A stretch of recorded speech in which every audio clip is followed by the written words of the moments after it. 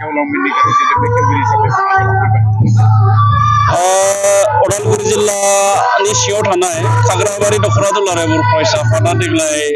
बिथांमोननि 42थि बोसोरसालिया जथुम्माखौ नैबे बुद्रा गामियाव साननैनि हाबाफारि लानानै खुंदोंमोन आरो गेवलां मेलनि बेखेवगिरि महरै आङो बाहागो लानो मोननानै जोबोद गोजोननाय मोनदों आरो बे आनसलिक एबसुआ गोदान बडिबो दालांबाय 2025-26नि थाखाय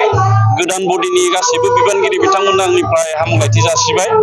आरो मिजिंथिगोन दुलाराय बर' फरायसा आफादनि नोजोर आरो थांखि बड'फा उपेन्द्रनाथ ब्रह्मनि सानस्रि आरो सान्थौजों बिथांमोना खामानि मावनानै नैबे गोग्लैसोना थानाय ओनसोलखौ गासैबो बिथिङाव जौगाहोलांनायाव बर' माहारियाव बिहोमा होगोन आरो जोंनिफ्रायबो बिथांमोननो जेरैबायदि हेफाजाब आरो थुलुंगा होनांगौ बेखिनिखौ होनो नाजानाय जागोन। दुलाराय बर' फरायसा आफादा बर'नि मोनसे माहारियारि आफाद आरो बे आफादा दाजेननायनिफ्रायनो दिनैसिमबो मोनसे भाइब्रेन्ट महराव खामानि मावगासिनो दङ आरो आं सानो दुलाराय बर' फरायसा आफादा बर' माहारियाव अरायसम खामानि मावबाय थाथों मानो होननानै बुङोब्ला दिनैसिमबो जोंनि बर' हारिया सोलोंथाइ रांखान्थि समाज बिथिं गासैयावबो जोङो जौगायाखै राजखान्थि भाबैबो जोङो दिनै मिसिउर जानो हायाखै दा बेखायनो गासैबो बिथिङाव हारिखौ बेंनो थाखाय हारिखौ दैदेननो थाखाय जोंनो मोनसे आफाद नांगौ जायो जाय आफादा भलुन्टारिलि सेल्फलेस खामानि मावनो हायो आरो बेबायदि केरेक्टार थानाय बेबायदि आखुथाय थानाय आफादानो जाबाय दुलाराय बर' फरायसा आफाद दा बेखायनो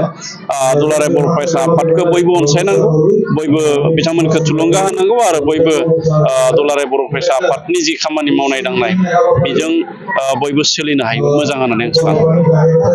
खोब माने गोजोनथाव खाग्राबारि दख'रा दुलाराय बर' फरायसा आफादनि जे बोसोरसालि जथुम्मा बे जथुम्मायाव आङो बाहागो लाफैनो मोननानै गावखौनो खोब खाफाल गोनां होननानै आङो सानदों आरो आं गोजोननाय दख'रा आफादनिसिम आरो बानजाय आफादनिसिम आङो बावदों मानो होनोब्ला बे दख'रायाव आङो बिदि जथुम्मा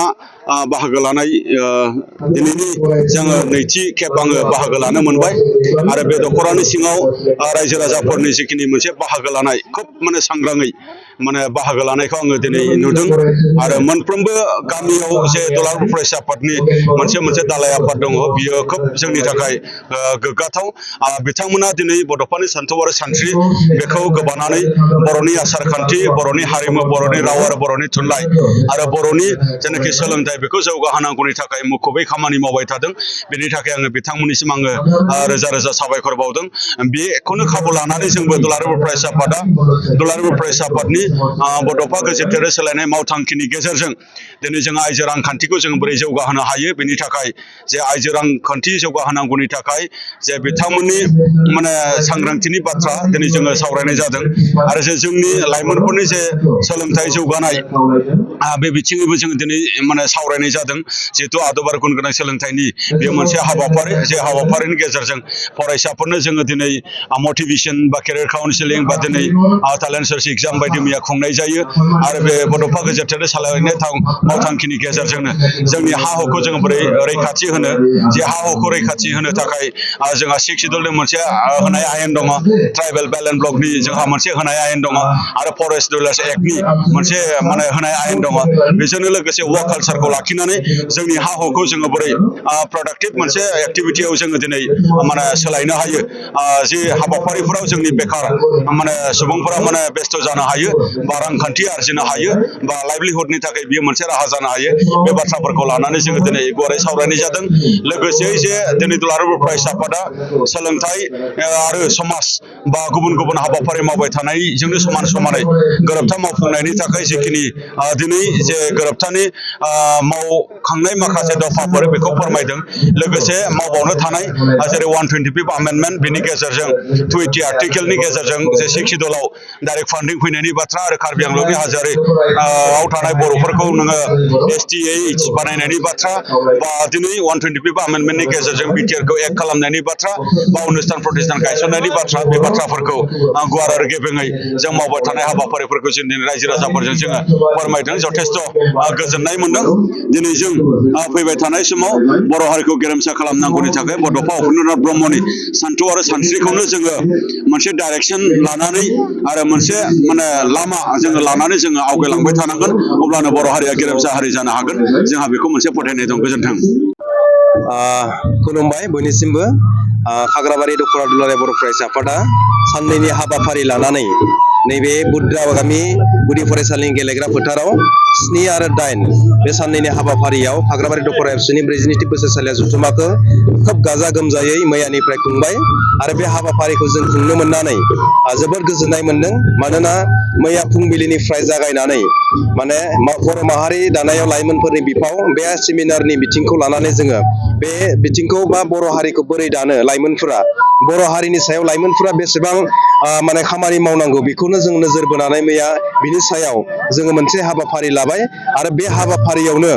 जोंनि आगुनि दुलाराय बर' फरायसा आफादनि बारग' लोगो आफादगिरि रबीन्द्र मोसाहारि सार बिथांखौ जोङो हांख्रायदोंमोन आरो बिथाङा हांख्रायनाय बायदि बाहागो लानानै जोंनि लाइमोनफोरजों हारि दानायनि सायाव जोंनो माखासे मोजां बाथ्रा जोंनो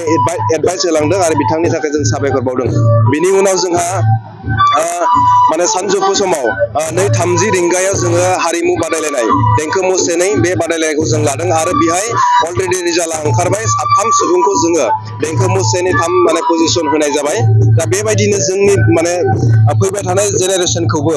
माबायदि माने हारिमु बिथिङावबो जों मोजां मोनसे प्रडाक्ट खालामनो हायो बेखौ सिन्था सरसा खालामना दुलाराय बर' फरायसा आफादा नैफोरबायदि हाबाफारिखौ लादों आरो बेजों लोगोसे थान्दै मेल माने मोनाबिलिनि 5 रिंगायाव थान्दै मेलनि गेजेरजों जोङो गोबां रेजुलेसन लादों। जेरैबायदि जोङो एन्टि ससियेल एक्टिभिटिस, हेल्थनि बिथिङाव, इडुकेसननि बिथिङाव आरो ससियेल एवारनेस माने माखासे बिथिंखौ लानानै समाज दानाय, सोलोंथाइ बिथिं, रांखान्थि बिथिं बेफोर बिथिंखौ जोङो सावरायजोबनानै मोनसे रेजुलेसन लानायनि गेजेरजों फैबाय थानाय बोसोरसेनि गेजेराव 2025नि गेजेराव जों बेफोर गासैबो हाबाफारिखौ रायजो राजाजों खाथियाव थांनानै खामानि मावनो थाखाय जोङो थांखि लादों आरो जोबनाय डेलिगेटनि जोबनाय हाबाफारिथिं जोङो मोनसे खाग्राबारि दख'रा एबसुनि गोदान बिबान दानाय जादों। बे गोदान बिबानाव जोङो 2025 आरो 26 मायथाइनि थाखाय बा बोसोरनि थाखाय जों बे गोदान बिबानगिरि महरै जोङो आफादगिरि महरै जोंनि आगुनि दख'रा एबसुनि लोगो आफादगिरि दायो माने आफादगिरि जाबाय राजु बर' बिथांखौ जोङो आफादगिरि मासियाव लाबोनाय जाबाय आरो गाहाय नेहाथारि महरै जोङो सोमखोर बर' बिथांखौ खाग्राबारि दख'रा एबसुनि बिबानगिरि महरै जों थिसनना लानाय जाबाय। दा बेबायदिनो नैबे खाग्राबारि दख'रा एबसुनि बोसोरसालिया जथुम्माया सोलिगासिनो दङ आरो दिनै जोबथा साननि फुंबिलि समाव दुलाराय बर' फरायसा आफादनि फिरफिलाखौ बिरहोयो। बिनि उनाव मुंख्लंफोरनिसिम बिबार बावनाय हाबाफारिखौ बावबाय। लोगोसे सेमिनार 10टा बाजियाव जों मोनसे सेमिनार लादों आबाद बिथिंनि सायाव। जिहेतु खाग्राबारि ओनसोला आबाद बिथिंजों लानानै मैखोमै सोनारनाय मोनसे ओनसोल। दा ओंखायनो जोङो आबादनि बिथिङाव माइ आबादखौ बोरै खालामो, कबि आबादखौ बोरै खालामो, पटलखौ बोरै गायो, बायदिसिना आबादखौ माने तरमुजनिफ्राय लानानै बिलाहि बायदिसिना आबादखौ बोरै खालामो आरो बिनि बेनिफिटा मा, बिनि मार्केटआ बोरै, दा बेखौ जोङो नोजोर बोनानै बे आबादनि बिथिङाव माने डिपार्टमेन्टनि मानसि, गभर्नमेन्टनि मानसि लाना फैनानै जों बेहाय मोनसे सावरायमेल लानाय जायो आरो बेयावबो जोंनि हांख्रायनाय बायदि गोबां रायजो राजा बिथांमोना बाहागो लाबाय आरो बिथांमोननिसिम साबायखर बावो। दा नैबे समाव गेवलां मेल हाबाफारि गासैयाव जोङो जोंनि हांख्रायनाय बायदि गासैबो आलासि बिथांमोना बाहागो लाफैबाय। दुलाराय बर' फरायसा आफादनि गाहाय नेहाथारि खनेन्द्र बसुमतारी बिथांनो जों साबायखर बावदों। बिथाङा गेवलां मेलाव बाहागो लानानै जोंनो आथिखालाव सोलिबाय थानाय थासारिनि सायाव आरो फैबाय थानाय समफ्राव खामानि मावनो लानाय लोगोसे बिटिआर गोरोबथानि सायाव माखासे जोंनो गोदान मेसेज होलांबाय आरो बिथांमोननिसिम जोङो रोजा साबायखर बावो खाग्राबारि दख'रा एबसु हिसाबै। दा बे समाव जोङो आसा खालामदों, मिजिंथिदों जोंनि रायजो राजाफ्राबो बे हाबाफारिखौ नुनानै माने बाहागो लानानै गोजोननाय मोनदों होननानै। Thank you.